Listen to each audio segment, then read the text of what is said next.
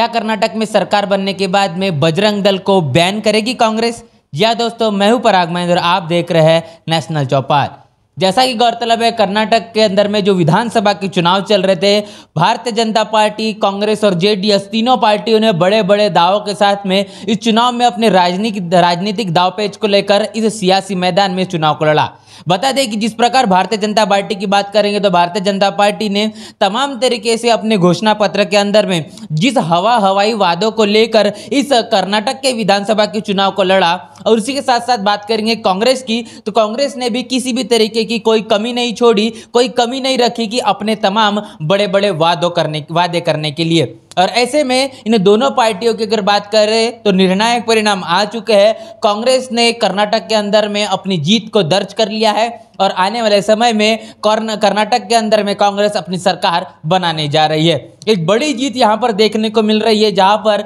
Bharatiya Janata party लगातार मंचों के माध्यम से ये कह रही थी कि अगर कर्नाटक के अंदर में कांग्रेस की सरकार बन जाती है तो कर्नाटक में दंगे हो जाएंगे। ऐसे तमाम सवाल लगातार बड़े बड़े बातें भारतीय जनता पार्टी के इन तमाम मंचों से लगातार प्रचार के अंदर में की जा रही थी। और बात करेंगे अगर कांग्रेस ने भी इस मुद्दे को तुल पकड़ने के लिए किसी भी प्रकार की कमी नहीं छोड़ी कि जिस प्रकार बजरंग दल कर्नाटक के अंदर में काम कर रही है तो कर्नाटक के अंदर में बजरंग दल को हमारी सरकार बनने के बाद में बैन कर दिया जाएगा। और इस मुद्दे को उठाने के लिए भारतीय जनता पार्टी ने पूरी ताकत लगा दी कि जिस प्रकार कांग्रेस ने कहा कि हम बजरंग दल को बैन कर देंगे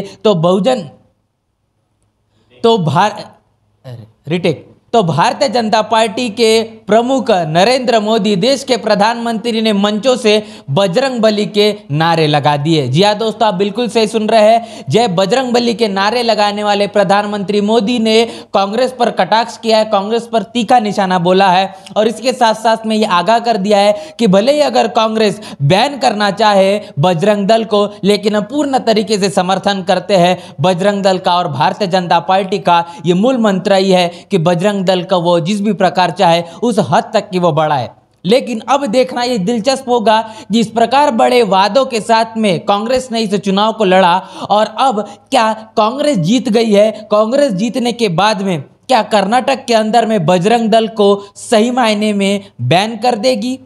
क्या अभी देखना दिलचस्प होगा कि बजरंग दल को क्या कांग्रेस अपनी सरकार में बैन कर देगी, या फिर ये भी जो जुमला है ये कहने के साबित हो जाएगा। ये बार बार कहीं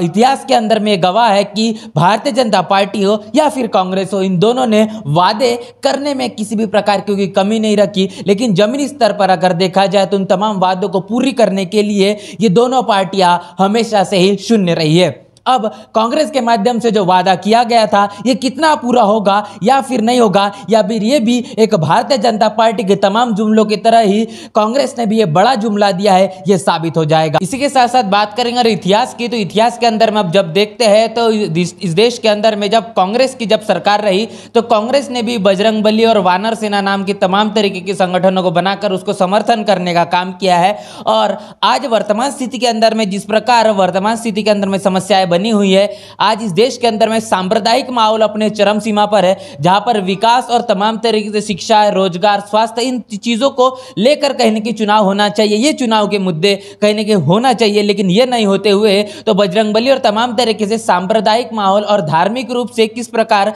चुनाव के अंदर में इन मुद्दों को लाया जाए, इसमें कहने के इतिहास के अंदर में कांग्रेस ने भी किसी भी प्रकार की कमी नहीं रखी। और भारतीय जनता पार्टी का तो ये इतिहास ही रहा है कि उन्होंने हमेशा से ही धर्म के नाम पर राजनीति की है और वोटों को बटोरा है। बात करेंगे इतिहास के अंदर की, तो इसी के साथ साथ बात करेंगे तमाम बहुजन महापुरुषों की जिन्होंने हमेशा से ही, अगर बात करेंगे महात्मा फुले की, छत्रपति राजश्री शाहू महाराज की, डॉक्टर बाबा साहब अम्बेडकर की, मान्य और कांशीराम साहब की, इन तमाम बहुजन महापुरुषों ने हमेशा कांग्रेस से सतर्क रहने की और परहेज करने की यहाँ पर हमें सलाह दी है। और वर्तमान स्थिति के अंदर में जिस प्रकार चीजें बन रही है और समझ में यह आ रहा है कि अब बहुजन समाज को भारतीय जनता पार्टी से सतर्क रहने के साथ साथ अब कांग्रेस से भी सतर्क रहना जरूरी हो चुका है और यही समय की मांग है। बड़ा सवाल यहां पर यह उठता है कि जिस प्रकार कांग्रेस ने, इसी के साथ साथ में अभी बड़ा सवाल यह उठता है कि जिस प्रकार कांग्रेस ने अपने बड़े वादे के साथ बजरंग दल को बैन करने की जो बात की, यह बात कितनी सच साबित होती है या फिर यह भी एक बहुत बड़ा जुमला है।